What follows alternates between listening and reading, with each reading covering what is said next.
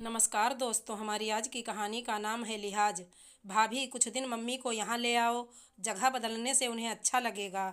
घर में बंद रहने से अच्छे भले इंसान का दिमाग खराब हो जाता है। आज पापा को दुनिया से विदा हुए 1 बरस होने आया। मम्मी को इस माहौल से निकलना होगा, नहीं तो लोगों का सोचकर वो अपनी तबीयत खराब कर लेंगी। सौम्या अपनी भाभी रमा से फ़ोन पर कहने लगी, आपके पास आना तो दीदी दूर की बात, मम्मी तो यहाँ पर भी सिर्फ मंदिर के अलावा कहीं नहीं जाती। होटल, मूवी, मार्केट, सब जगह उनसे जिद करते हैं, पर वो निकलना ही नहीं चाहती। रमा चिंता करते हुए बोली, सौम्या अपनी माँ को समझा समझा कर थक चुकी थी। अभी 3 महीना पहले ही ससुर जी एक्सपायर हुए। वो सिर्फ 12 दिन ही ससुराल रुकी। उसके बाद अब वो सास को अपने साथ लाने के लिए ससुराल जा रही है। ससुराल पहुंचकर उसने अपनी सास का डेली रूटीन देखा तो वो हैरान हो गई। उनका उठना बैठना सब पहले जैसा नहीं था।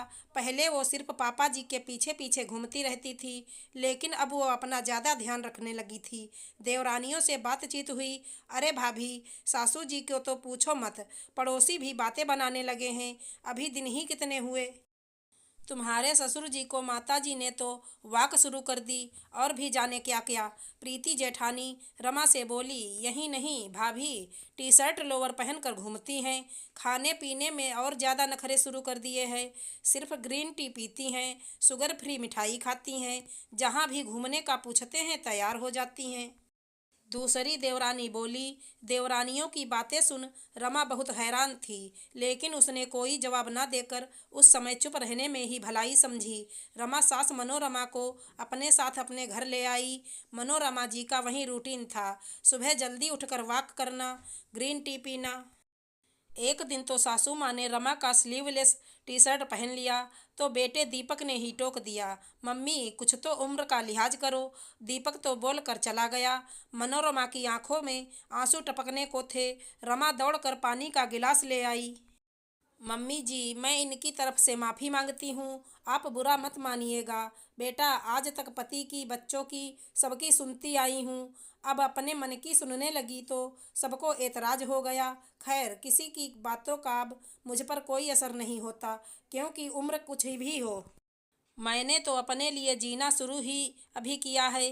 तुम्हारे पापा जी हों या मेरे बेटे, सबने मुझे यही बताया है कि वो मुझसे क्या चाहते हैं। कभी किसी ने ये जानने की कोशिश नहीं की कि मनोरमा जी क्या चाहती हैं या माँ क्या चाहती हैं। तुम्हारे पापा जी जैसे अचानक विदा हुए तो समझ आ गया कि जिंदगी का कोई भरोसा नहीं। सो जितना समय बचा है उसमें मैं अपने मन की हर इच्छा पूरी कर लूं। पति के शौक या बच्चों का मेरी उम्र को लेकर शर्मिंदगी के बारे में सोचूंगी तो बची कुची जिंदगी भी ऐसे ही निकल जाएगी। इसीलिए अब मैंने उम्र को अनदेखा करना सीख लिया। जिसे शर्मिंदा होना है होता रहे। मैं स्वास्थ्य का पूरा ध्यान रखती हूँ ताकि किसी की मोहताज ना हो जाऊँ। टी शर्ट लोअर मुझे बाईपास के बाद से ज़्यादा आरामदायक लगते हैं, सो पहनती हूँ। बाजार, होटल, फिल्में, जहाँ बच्चे पूछते हैं तैयार हो जाती हूँ। पापा बिना मैं अकेले क्या करूँ। जानती हूँ मेरे साथ चलना कई बार उनको अखरता होगा, पर बच्चे क्यों भूल जाते हैं कि आज जो हमारी उम्र है कल उनकी होगी। ये अकेलापन कितना कचोटता है, ये अभी नहीं समझेंगे। बहू, तुम्हें भी मेरे रहन सहन से दिक्कत है तो बता दो। नहीं मम्मी जी, आप तो मेरे लिए आदर्श हो। आप तो मेरी माँ से मिल लो एक बार, वो तो बिल्कुल जीना ही भूल गई हैं। औरत का बुढ़ापा और पति का साथ ना होने का मतलब उनके लिए सिर्फ यही रह गया है कि अपनी मृत्यु का इंतजार। रमा भावुक हो गई। समझती हूँ बहू, समधन जी उन बंधनों से नहीं निकल पा रहीं जो हमारे बच्चों और समाज के ठेकेदारों ने हम पर लगाए हैं। मेरी लड़ाई भी कोई आसान नहीं थी, क्योंकि लड़ाई जब अपनों से हो तो खासकर औरतें समझौता कर लेती हैं। पर मैंने तो सोच लिया है। अब तक मैं जिंदगी काट रही थी, सही मायनों में अब जीना तो अभी शुरू किया है। समधन जी को मैं समझाऊंगी। तुम तो मुझे अपनी किटी में शामिल करो, देखूं तो सही ये औरतें साथ में बैठकर बातें क्या करती हैं। मनोरमा जी ने उत्साह से कहा।